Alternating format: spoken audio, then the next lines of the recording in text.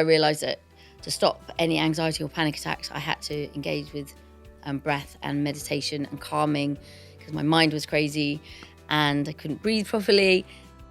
I just wanted to write stories, be creative if it was designing clothes, if I was producing films, so I produced and now directing. I just thought, why not try it? And for a long time, people, you did get knocked down if you wanted to do something different or you wanted to change it up. But I just think, like, why can't you reinvent yourself? I talk to animals all the time. I'm vegetarian. I've never eaten meat or fish, so I don't Never your whole never life? had it in my mouth. Wow.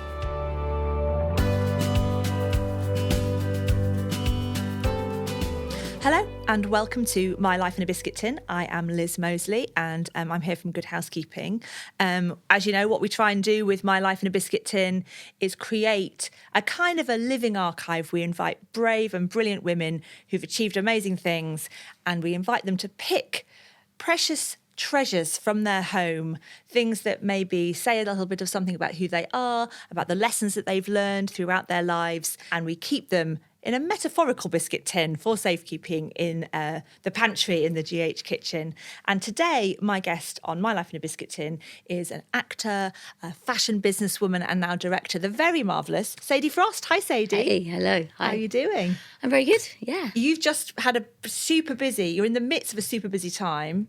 There's a lot happening in your world. There's a lot happening. I've got a film that I've been working on for 3 years being released next year. And it's in all the film festivals. So I came back from Dublin yesterday and we've got a screening tonight at the V&A. I'm doing a talk. So I'm doing either Q&As and talks practically every day for a month. And it's a documentary. It's a documentary about... You directed it. Yeah. About Twiggy. About Twiggy. We're perfectionists, so everything has to be framed a certain way. And it's taken 3 years, and just getting the music cleared. All things like that all happened at the last minute. Did you know Twiggy before? I knew her to say hello to, but I didn't have her phone number. We had never gone out for dinner, or we didn't call each other up or anything like that. But we have mutual friends, and she was always really lovely. But the way it came about was I did a podcast with her called Tea with Twiggy, and I was doing press for the documentary that I made about Mary Quant. Oh yeah. And on that podcast, she said to me, "What are you doing next?" And I actually didn't have anything, but at the time, I just spontaneously just said, "Oh, I don't know, maybe I should do you." And she just said, "Oh no, I don't know if I want to doc." She kind of took it a bit seriously like that, and then we just had a conversation about why she didn't want to. I said, "Oh well, just think about it, just have a little think." And then the next day, she called me up. She said, "I've actually thought that maybe you would be good to direct it. Let's go for lunch." So we went for lunch and we spoke about it. And next day, I got the BBC on board, and then I got Film Soho, who produced it. And it literally, after thinking I was going to be unemployed after 2.5 years in making the Mary Quant doc, I had another film greenlit the day after I finished that one. I can't wait to see it. I think you'll love it. Let's get your first item for your metaphorical biscuit tin. What are we going to go for first? Okay, so basically I got back from Dublin yesterday. I came in and came out, and a lot of my things are tucked away in a biscuit tin somewhere else in safekeeping, because I travel a lot, so I keep a lot of my really. Do you? So I literally ran into the place I'm staying in London at the moment and was just like da da da da da. So and I know some of these things are probably obvious and things like that, but they are the most important things. That I've moved house a lot in the last few years, so things have gone into storage and I've got rid of things, but the things that have meant the most have been obviously kiddie, family orientated. And this is a little picture of me and my firstborn, Finn. And this was when we were in Hollywood, and it was around the time I was doing Dracula. So I was a young mum. Yeah. So this represents kind of motherhood and glamour. It was like shot by an amazing photographer. I think I was doing a shoot for Vanity Fair. So this was when things were the most exciting for me. And I used to love dressing him up, like, you know, even if it was just a simple little whiskers and then the cat, doing the cat ears. And all my photos, and when you've got 4 kids, which I have, you have to make sure you're equal. You can't, favouritize one. Absolutely, it's difficult. You kind of think, oh, I haven't got any pictures of that child. This was taken 34 years ago, and it still looks like, in a way, it just captures a moment. It's a gorgeous little picture, and what a cherub. Yeah. Was he as good as he looks like he was in this picture? I mean, he was kind of the ideal child. So that's Finley, and he now has a child. So I'm now a grandmother to his child. Cute. And basically, he was naughty when he was around 2. He used to be really naughty in restaurants, like pick things up and throw them at other customers. If there was like a little plant pot with stones or something, he'd just pick it up and lob it at someone's head. But after that, he grew out of that and he was never naughty. It's just dream child. Yeah. And you were living in LA at this time. I was living there. That was when I was doing Dracula. And do you remember it as a happy time? You said it was very exciting. How was it to be a young mum with a little tiny child in that environment? I mean, I remember that day I was on the rooftop of a house in LA. It was a great, as I said, a female photographer, great. She was really empowering. I think I was wearing like high heels, a tiny pair of shorts. I had like, tiny waist and, that kind of young mum thing where later on you think, oh God, I really, had a nice figure. I'd had a baby, but as you get older, for me, I didn't care so much about that kind of thing. Yeah. But when you look back at it, it was quite kind of glamorous and sexy, and it was nice to feel stylish and alive, and it was a happy time. Yeah, it was just like one of those moments where I think I felt like at my kind of peak of my womanhood and sexuality at that time, and I was a young actress, and it was all, and then, and I, that is that time, and I've loved going in different directions where it doesn't matter to me what I look like or how, it wasn't like I had to kind of work hard at keeping slim, but that's just how I was. But, those things don't really matter so much. So your objectives change. But that was that moment for me.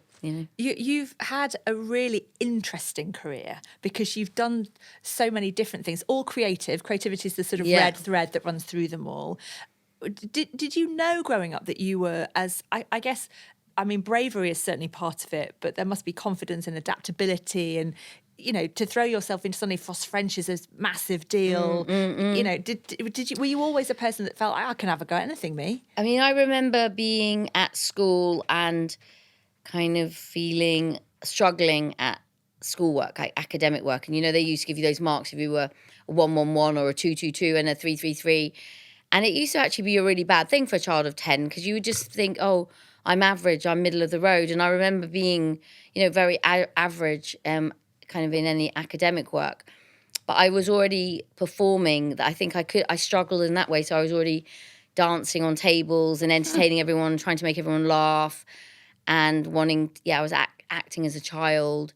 And I felt like I came from a very kind of working class family where we didn't have much. So I got a scholarship. The only way out of what I was doing was I got a scholarship from the government. It's called Inner London something council to Italia Conti. So that was like when I was thinking, if I want to do well and I want to get out of this situation, I have to get a scholarship to school because I'm not going to get the kind of schooling I want. I will end up not going to a great school. So by going to Italia Conti and starting acting and earning money at 10 years old, I started being able to buy my own clothes, that kind of thing. And so I started acting at that age and I just was driven. I bought a flat at 17 because I'd gone to model in Japan and I was doing TV commercials, so I saved up all my money, bought a flat. Wow, well done. And moved out of home early, had the flat, and then I kind of just basically supported myself through. I think I was just a survivor in that way. I just wanted to. I knew no one else was good. I couldn't borrow money off anyone else. No one else was going to pay for me. So I just thought I'm going to earn my own money. And I mean, I was lucky. I had opportunities to get those commercials. So I did a 7-Up commercial that paid worldwide, that paid a lot of money, and Oil of Ulay and Mars Bars and Brit Vic. I mean, I did about 80 TV commercials that paid all that stuff. And then I just wanted to write stories, be creative if it was designing clothes, if I was producing films, so I produced and now directing. I just thought, why not try it? And for a long time, people, you did get knocked down if you wanted to do something different or you wanted to change it up. But I just think, like, why can't you reinvent yourself? And I spent a lot of time being a mum and doing the school runs and living as a mother for, bringing up my children. And I think I'd showed them so if I was going through a lull and things were difficult, I said, well, I'm going to go back to school and I'm going to learn how to do producing, or I'm going to go and do a directing course. And I was going back to school when they were at school. So I think I showed them that I was going to be a survivor and not just kind of be put in a box and written off. So when I produced a film called Two for Joy, which had Samantha Morton and Billy Piper in it, and the people that distributed that film, a company called Goldfinch, they asked me then to direct Mary Quant. And I said, I wanted to direct, but I said, that's just amazing, but that's crazy. I've never directed. So I went and did a film directing course.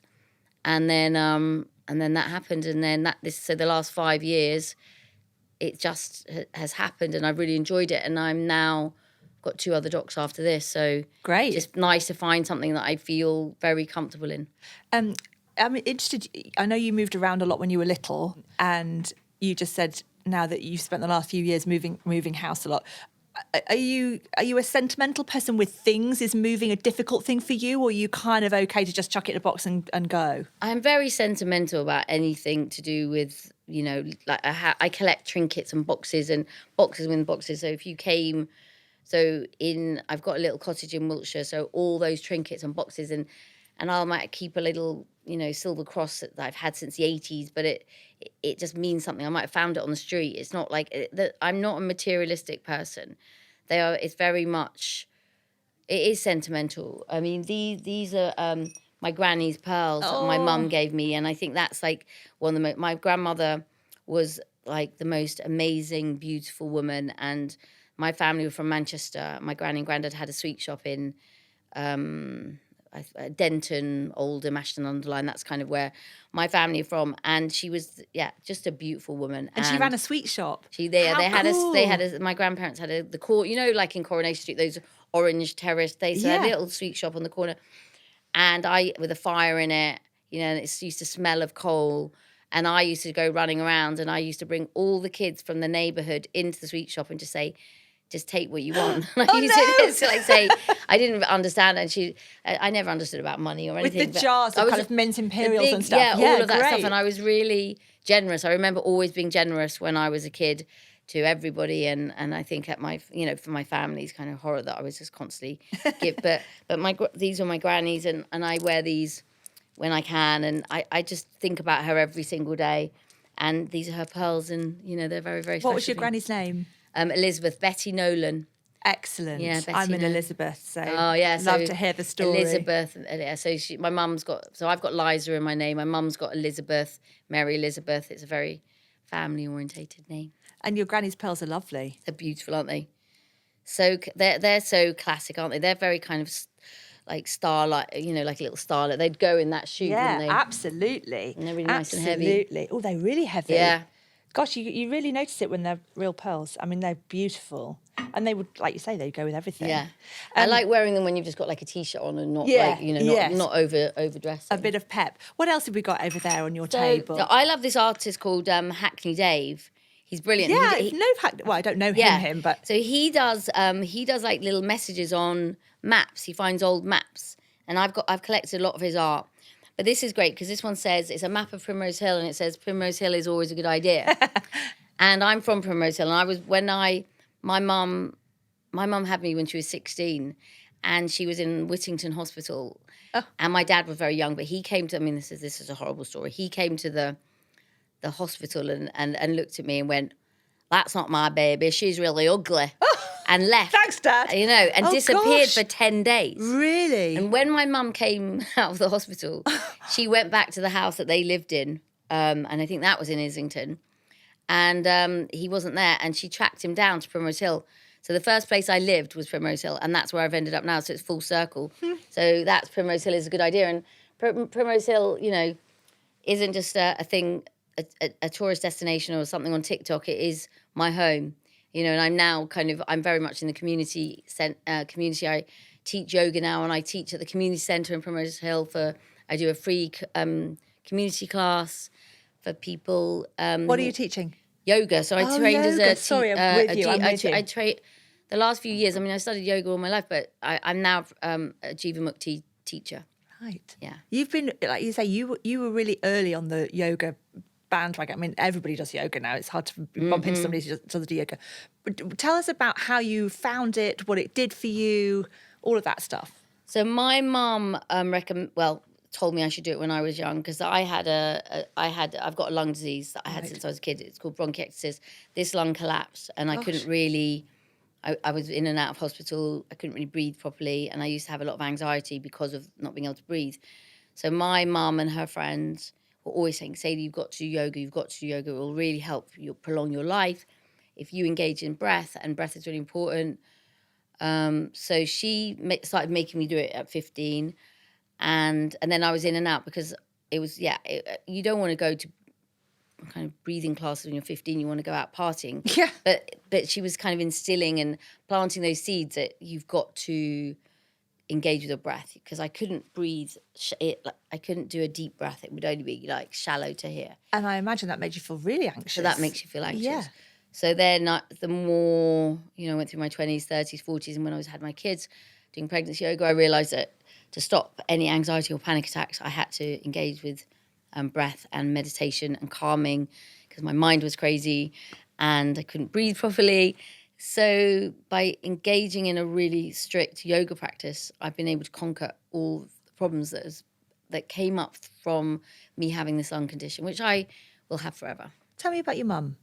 So my mum is, she's a pretty amazing. She had me, as I said, at 16. Yeah. Very beautiful lady. I haven't got a photo of her here. But she had 5 kids, 5 girls. Wow. I'm the eldest. And then there's 5 of us. We're very close. And she's been a great mum, a brilliant grandmother. Does she live in London too? So she lives in London, yeah. Nice. She's from Manchester. So both my mum and dad were from Manchester. So she lived in Ludlow for a while and then moved to London it'd be about 20 years ago now.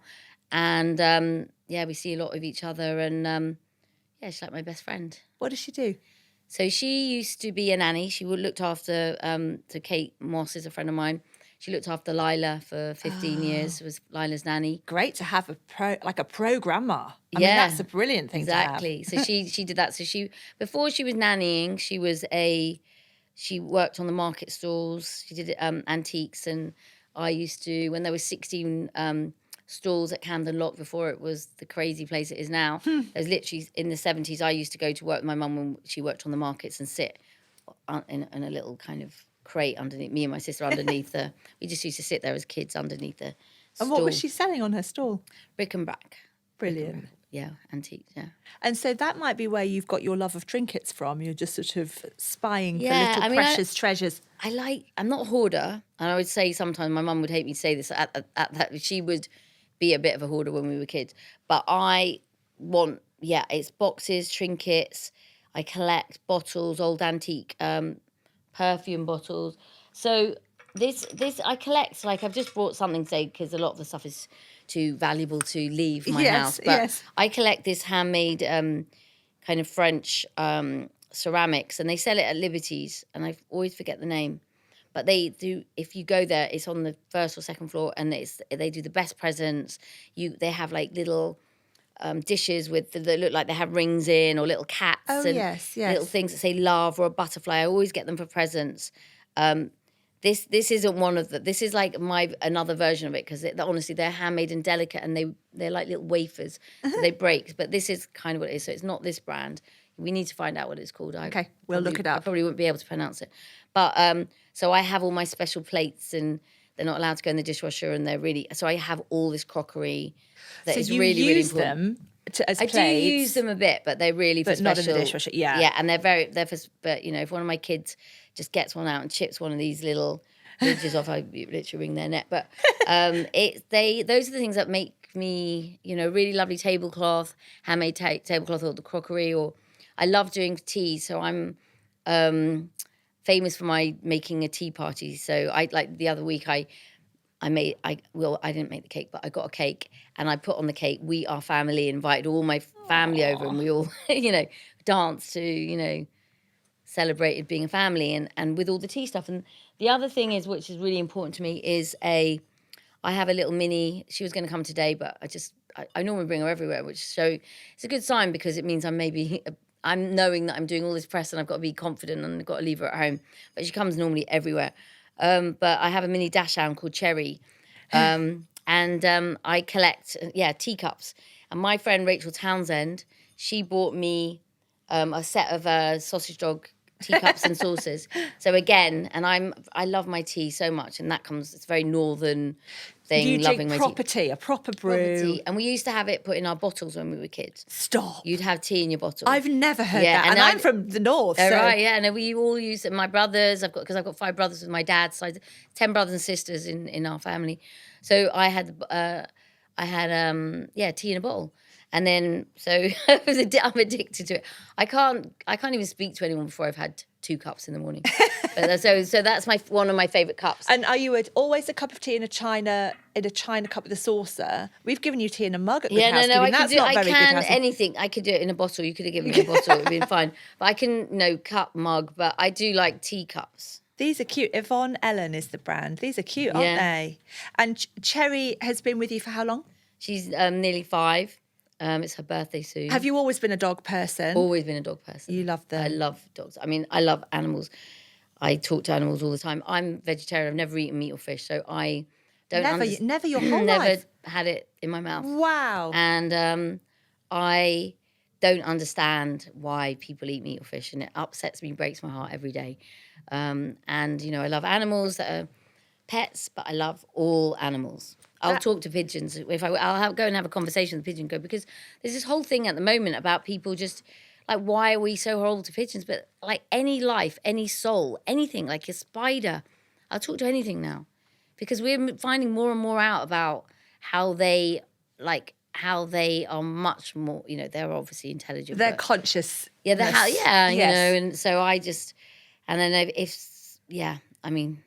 it breaks my heart, the kind of abuse. Are all your children vegetarian as well? So 2 of my kids, the 2 boys are vegetarian. I brought them all up vegetarian.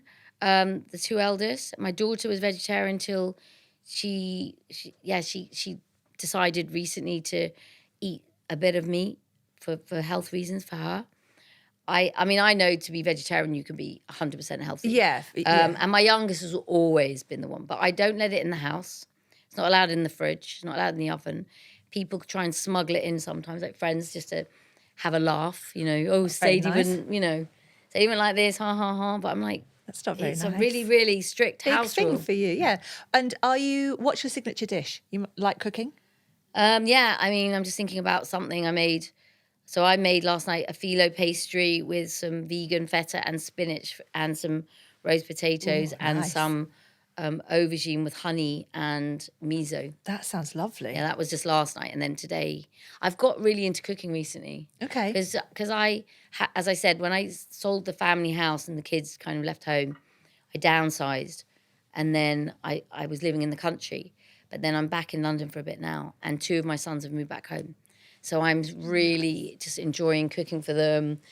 And is it lovely to have them back, or is it slightly chaos? Great big trainers in the hallway. Well, there's a million trainers in the hall. There is, and you don't just get them; you get their girlfriends too. Of course. But I love their girlfriends. I'm so happy they're back. I feel like I had a huge grieving period when I was without them, and my second son, Raf, he moved to LA for 2 years. So he's just come back. So, I just put up with the trainers, the shavers, the this, that. Because when I downsized, I got this, I thought after bringing 4 kids up and it being quite a boy-heavy house, I painted the whole house pink and had all girly things. And then it didn't really work having the boys there. But now, now it just works. And they've both grown up a bit. So they are really pulling their weight. So that's nice. So they're really helping, which is really nice. You've got a bit of a rota going on. Somebody's doing the dishwasher, somebody else taking the bins out. And what I love is that they're both mummy's boys. So my youngest just went to Madrid to see some friends. And how old is he? 22. Okay, so he's still quite young, actually. Yeah, and he's still at university. So he came back a day early. He was like, I just missed you, Mum. Oh, bless him. And I think we're all sentimental. They're very much like me, and they really appreciate the smaller things. And being together. And I mean, being I love together, your yeah. family tea party. Buy a cake in, write something on it. Job's exactly. good. That's all we Great want. job. This is a good opportune moment to talk about Jaffa cakes. Yeah. This is your biscuit of choice. And I did not know until today that all Jaffa cakes are vegetarian. Yeah, they're all vegetarian. I don't know if maybe once upon a time they weren't. I mean, I do like sweet things. I don't really, I would can often go for more of a savoury thing, like a cracker and chutney. But what I like about these is that when you kind of, if you, it's like do you nibble around the edge? Nibble around the edge, and then you suck off the chocolate, and then you just get the little disc, and then I just kind of play with the disc. It is satisfying. I normally would nibble around the edge, but I've just gone straight in for a big bite today. Such is my excitement. I think they're always dark chocolate on the top. I think that might be what makes them so lovely. I might be wrong about that. Yeah, no, I think it is always dark chocolate. Have you seen at Christmas you can get a box of Jaffa cakes? It's like a metre long. Yeah. So good. I mean, I would be worried. How many do you think you could do in a sitting?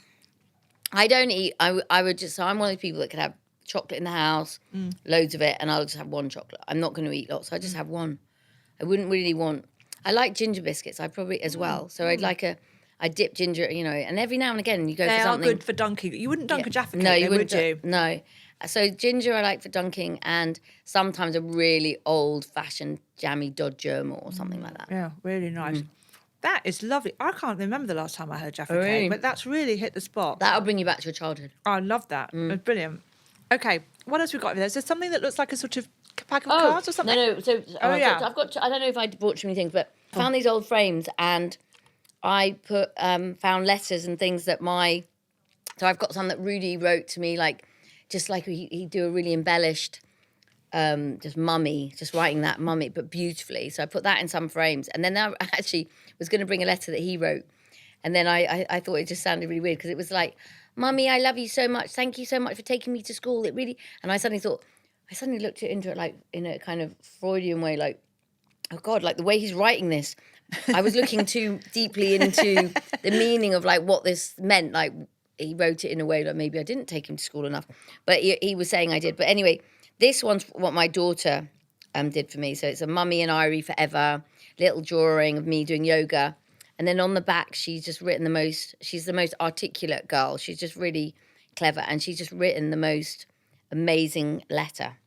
And, that for me is better than anything. Were you the type of mum that had all the pictures stuck to the fridge and all weird things on the Christmas tree that they've made and stuff like that? Yeah, I mean, I probably wasn't as organised as doing like the Christmas tree thing, but but things that, I had one of those kind of boards, black magic marker boards where they could all write and draw. And I've got boxes in storage of all their stuff. But, when you start downsizing, where do you put that stuff? Are you a declutter? You're obviously a collector of things and preciousness, and you like the comfort that gives you and your ability to sort of create environments for people.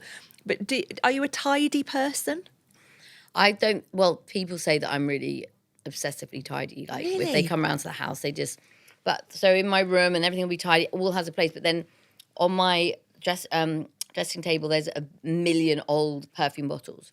And I have an organised chaos in certain places. But everything has a place. And I will get really upset if shoes are put the wrong way. Or everything has to be I am a bit OCD and a bit so-so. So the family house that I brought the kids up in, I mean, after living there for 20 years, there were skips and skips and skips full of stuff, that we had to get rid of. It was just, I'd accumulated and they had... And that was really hard getting, but I kept some baby clothes. I gave, passed some baby clothes down to my grandchild. But, it's just life. So I try not to buy too many things now. I know I don't like shopping. I probably stopped properly shopping 20 years ago or something or more because I just felt like, I don't need anything. And a lot of my clothes I recycle. I have things for, the shoes I was wearing this morning I'd had for 30 years. Often, this jacket, actually, this is one of the kids. But I just wear, stuff that I've had for years and years and years because I just think I don't need anything else. That's cool that you can share your daughter's clothes as well. And sons. This is one of the boys. This is a man suit. Oh, that's a very good idea. I like all the oversized clothes. Even more reason for the boys to come home and live at home again and triple the size of the wardrobe in one fell swoop. Are your siblings close to one another? They're all close. I mean, your children, sorry. Yeah, they're all close. They're all close. They all have each other's backs. And will they all come home for Christmas kind of thing? Yeah, I mean, but there's no pressure because, I like them to have their freedom to do what if they want to also, see their dad, because they might not see their dad in other times of the year. But the last few years, the eldest and the youngest, we've been spending them because Raph lived in LA, but we spend a lot of time together as well. But they travel. They've got their careers now. You're obviously a super proud mum, and 4 kids is a lot of children. Has it always been, I mean, it won't always been plain sailing. It's a silly question because it never is. But were there times in particular that you found, what's the gap between the oldest and the youngest? I think Finn is probably 12 years older than Rudy. Okay, so they're quite spread out. They're quite spread out, but it was the perfect way to, so I had Finn for 6 years, and then the 6 years between Finn and Raph, and then 4 years between Raph and Iris, and then 2 years from Iris. So it kind of really worked because Finn was still at school when Rudy was born. He was and he would be really helpful with Rudy, and Raph, Rudy, and Iris are a real team, and Finn was a great big brother to Raph. So it was the perfect dynamic. But no, there was times when things were really tough. In those times when it just feels like, oof, kind of never ending. I've only got 2 kids, but the thing about children is that they are always there. Yeah. How did you kind of get through those times?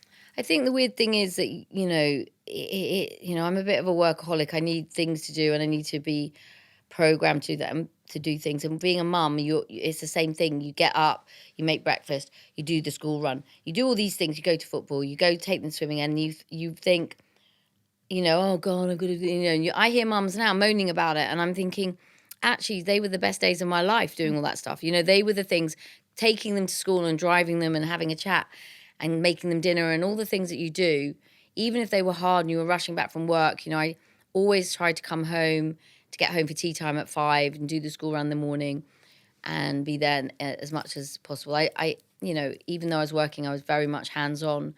And some days went plain sailing and other days were chaos. But I think when all that stopped, I fell apart. I was like, this was what was my engine. This was what was driving me. And then I'd be like, Rudy, can I drive you somewhere? Can I, you want to still be doing that and having those chats, and we still do it. So we do. I drive them. I do as much as I can for all of them, because even when they're grown up and there's not so many, they're not as reliant on you. They're still your child, and there's problems. They're bigger problems. You've got to you're still guiding them. So it was just a bit hard at first when they actually weren't living in the house. But now I've got some of them back. It's perfect. Lovely. What else have you got in your biscuit tin? I feel like there's a Kit Kat over there. No, but so I think I've done 6 things, but this is I brought an extra thing. So this is just like, I'm really bad at losing everything, keys and purses and anything anyway. So Iris bought me this for Christmas. Is it Anya High March? I think it is. Yeah. But that was like, it's good because I'll think about her, all the time. And I haven't lost my keys since. And Raph and his girlfriend Rosa bought me this. And that's, so I've got my keys, so I won't lose them. A friend of mine made this charm. So I need Finn and Rudy to make something. And then this is like a little walking memento. And I haven't lost it since I've got it. And it's got my other thing in it that I can't ever be without, which is my Vaseline. Because I'm obsessed. This is my addiction. I have to do this the whole time. In fact, I've got to do it. I've got 2. I've got to do it now. And I love that Vaseline pot. Yeah. I once worked for a man whose name was Simon, and he was the man who worked at Unilever that invented the new packaging, because it used to be in a sort of not very nice big plastic pot. Yeah, and then that came out sort of in the 90s or something, and he always claimed that he'd done it. When people tried to get me to change because I say Vaseline isn't good, there's nothing else that is like, it's either these things, but actually this is good for me. But it's like a child with their dummies. It's like a real security thing. But no, so my Vaseline, and I've got my MAC lipstick. Oh yeah, MAC lipstick. It smells like Play-Doh. Yes. So that's why I like that one. So yeah, so I think they're all my things. And I think if not only is it a nice thing that they've bought you with the jewelled card case and so they're nice things, but also the sheer bulk of it makes it harder to lose the precious things but within. I can which still is, fit it in a pocket. yeah, exactly. So yeah, I haven't lost it yet. So yeah. They must despair of you losing. Do you despair of yourself losing your keys all the time? I get real rage when I lose things. I'm really cross with myself when I put things down all over the place. No, I just think I've always done it, so at least I'm not worrying that it's something coming. I've always been losing things since I was in my 20s, so I'm not going. All my friends are going, oh, I'm going completely cuckoo. I'm like, no, thank God I've been like this forever. But I'll leave the keys in the lock often. That's really bad. Like, so the kids will come back. Mum, I did that in a hotel the other day. I was going to do some press and then I woke up, where's the key? And then I opened the door and it was like, it'd been in the thing all night. I thought, oh my God, someone could have come in and then it's funny that you're like that though, because with everything really ordered, you're a perfectionist in your work. It's odd that there would be, maybe just your brain is too full of. I think it's too full, and it just gets, even though I can be very focused and present, there's other times when I've got just so much going on in my brain, and I can go off into I'm writing a script in my head, and then there just feels like a lot going on. And that's why the meditation is good, because it does calm it down. But I'm a lot better than I used to be. But I am scatty, and people who are around me know that. They all laugh about it. You've got projects. This project's very live, the Twiggy thing. You've got ones lined up that you're going to go straight into. There'll be a bit of a gap. I'm actually filming this new one a few days this month. So yeah, going straight into it. So you've got the next few years of your life are mapped out to a certain extent. You've got your boys back at the moment, but who knows, they'll tootle off and do something else. How do you, we've talked a bit about that period of your life when you're doing the intense mumming. We talked a bit about the bit before, super glamorous LA, all that. How do you feel about the next decade of your life? Well, I'm feeling really happy and content at the moment. Like I feel things are great, and you seem happy and content. Yeah, no, and I feel confident, and it doesn't matter what I don't. It took me a long time not to care about what people thought. I had very low self-esteem. I think it really knocked me going through a very horrible public divorce and all the hacking stuff and all the things that happened then. I was so weak inside it. I was not well, really, as well, with the postnatal depression. And it took years and trying to do different things and find my feet and feeling, doing it all on my own, raising 4 kids on my own and just juggling money and how do you do this and how do you do that and keeping everyone happy. And even though it was difficult when they all left home, but it made me kind of embrace being on my own. I had to face that fear of being on my own, and and making a decision that I couldn't be in a proper relationship with a man at all, because I'd got married very young. I'd gone from one marriage to another, and then different relationships, and then was with somebody, and I've excelled so much more since I haven't been with somebody, because I think there's a constant thing of having to keep someone else happy. And I think at the end of the day, I deserve to be doing I want to get up at 5 a.m, do my yoga, and I'm not compromising unless it's for my children and my close friends, for anyone else. So I just feel like I'm healthy, I'm doing the yoga, I'm doing this, I'm creative. And even if something, there wasn't another job after this, I just feel happy with what's happened in the last 5 years. I've done 2 docs. They've gone down pretty well. Yeah. And I could go, okay, I'm just going to do something a bit more simple. You won't just specialise in 1960s brilliant women. I mean, there's quite a few still to go at. Yeah. No, the next 2, one is very male orientated, the next one. And then, the next 2, in fact, are more male orientated. And one is set in the 90s and one is more in the 70s. Yeah, 70s. So, no. I mean, there might be one more woman 60s thing, because it'd be nice to have the 3. A trilogy. Yeah, I think so. I want to guess who it is. But I don't know. We're all trying to think of what it should be, who it should be. I think that there's some good people, but a lot of the people have had docs made on them. We dived into, Jane and I, Jane Bruton, our editor-in-chief, went and looked. We've got it downstairs from where we're sitting. There's the Good Housekeeping archive that has a copy of every single Good Housekeeping from the very beginning. It's over 100 years. I mean, it's brilliant. You can imagine it's so funny, some of it, but it's just this brilliant thing.